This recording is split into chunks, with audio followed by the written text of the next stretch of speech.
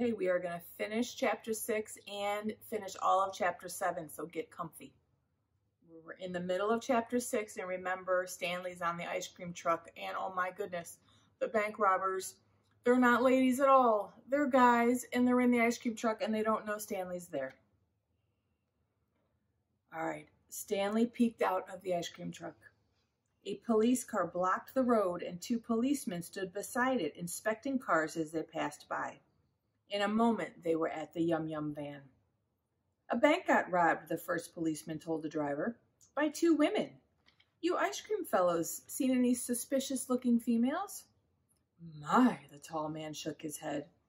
More and more these days, women fill in roles once played by men. Bless 'em, I say. Beside him, the stout man said hastily, But bank robbing, Howard, that's wrong. The second policeman looked into the back of the van. Just ice cream here, he told his partner. The trickery is working, Stanley thought. How can I? An idea came to him. Reaching out, he flipped the lid off the chocolate yum barrel. Loose lid, said the second policeman. Better tighten. Hey, this barrel is full of female clothes. Uh-oh, here's the picture.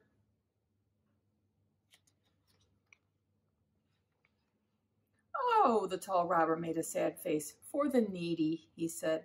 They were my late mother's. Stanley flipped the lid off the Yum Crunch barrel, and the packets of money were plain to see. Your mother was a mighty rich woman, shouted the first policeman, drawing his pistol. Hands up, you 2. As the robbers were being handcuffed, another police car drove up. Mr. Lambchop jumped out of it. That balloon on that van, he shouted. We've been following it. Stanley, are you in there? Yes, Stanley called back. I'm fine. The bank robbers were caught. They weren't ladies at all, just dressed that way. The handcuffed robbers were dreadfully confused. Who's yelling in our van? Who stuck a balloon in the door? Have we gone crazy, they asked. It's my son Stanley, said Mr. Lambchop. He's invisible, unfortunately. Thank goodness he was not hurt. That must be the same invisible boy they had on TV, said the first policeman. An invisible boy, the tall robber groaned. After all my careful planning. The stout robber shrugged. You can't think of everything, Howard. Don't blame yourself. The robbers were driven off to jail, and Stanley went home with Mr. Lambchop in a cab. Stanley had been far too brave, Mrs. Lambchop said when she heard what he had done. Really? Flipping those ice cream lids. Arthur said he'd have flipped them too if he'd thought of it. All right, chapter 7, last chapter. Arthur's Storm. Mr. and Mrs. Lambchop had said good night. For a moment the brothers lay silent in their beds. Then Arthur yawned. Good night, Stanley. Pleasant dreams. Pleasant dreams? Ha! Ha? Those robbers today, they had guns, said Stanley. They could have shot me by accident and no one would even know. I never thought of that. Arthur sat up. Are you mad at me? I guess not, but Stanley sighed. The thing is, I don't want to go on being invisible. I was really scared today, and I hate carrying that balloon. But when I don't, people bump into me. And I can't see myself in the mirror, so I don't even remember how I look. It's like when I was flat. It was all right for a while, but then people laughed at me. That's why I blew you round again, Arthur said proudly. Everyone said how smart I was. All right, here they are. If you're so smart, get me out of this fix. There was a little tremble in Stanley's voice. Arthur went to sit on the bed on the edge of his brother's bed. Feeling for a foot beneath the covers, he patted it. I'm really sorry for you, he said. I wish... There was a knock at the door, and Mr. and Mrs. Lambchop came in. Talking, you 2? You ought to be asleep, they said. Arthur explained about Stanley's unhappiness. There's more, Stanley said. Twice my friends had parties and didn't invite me. They sometimes forget me even if I do keep waving that balloon. Poor dear, Mrs. Lambchop said. Out of sight, out of mind, as the saying goes.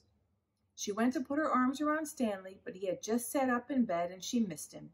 She found him and gave him a hug. This is awful, Arthur said. We have to do something.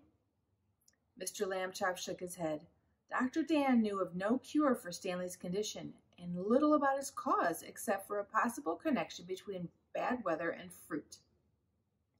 Then I'll always be like this, Stanley's voice trembled again.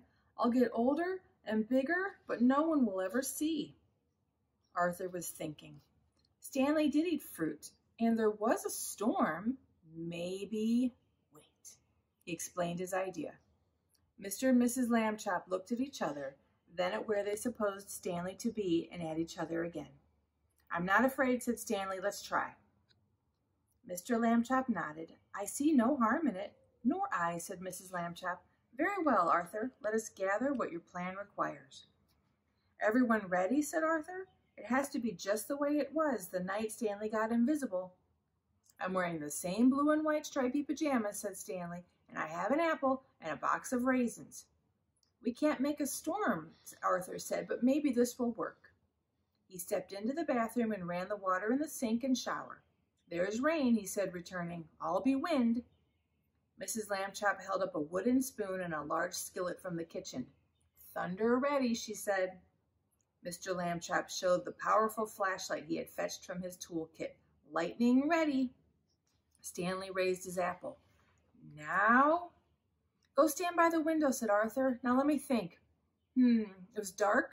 He put out the light. Go on, eat. Whoosh, he added, being wind. Stanley began to eat the apple. Water pattered down in the bathroom into the sink and from the shower into the tub. Whoosh, whoosh, said Arthur, and Mrs. Lambchop struck her skillet with the wooden spoon. The crash was much like thunder. Lightning, please, Arthur said. Mr. Lambchop aimed his flashlight and flicked it on and off while Stanley finished the apple. All right, here they are.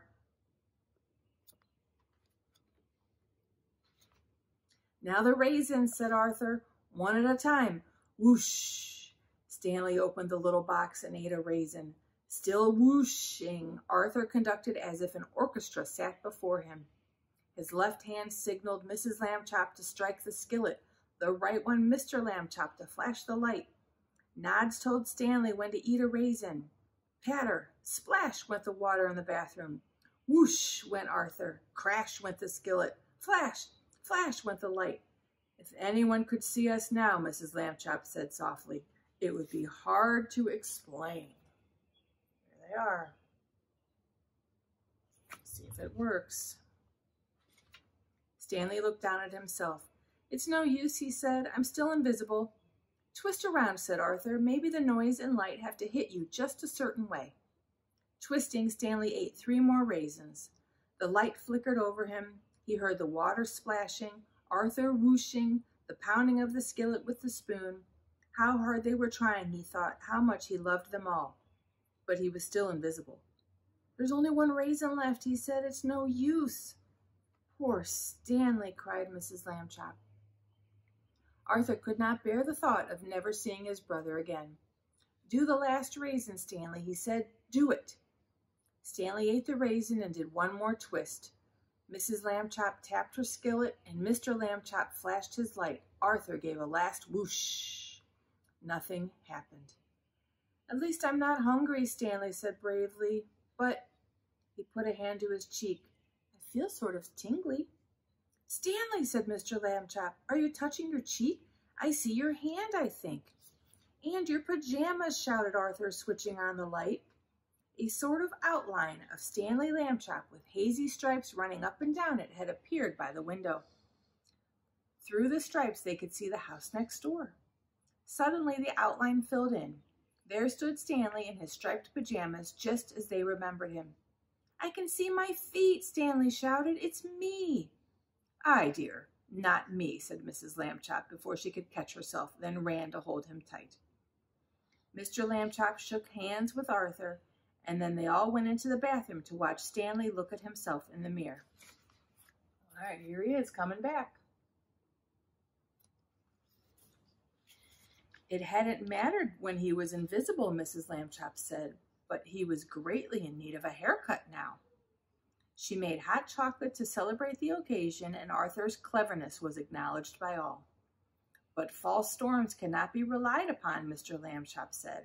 We must think twice before eating fruit during bad weather, especially by a window. Then the brothers were tucked into bed again. Good night, said Mr. and Mrs. Lambchop, putting out the light.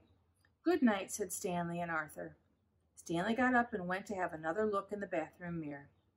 Thank you, Arthur, he said, coming back. You saved me from being flat, and now you've saved me again. Oh, well, Arthur yawned. Stanley, try to stay, regular for a while. I will, said Stanley. Soon they were both asleep. The end. All right, thank goodness he's not invisible anymore. See you later.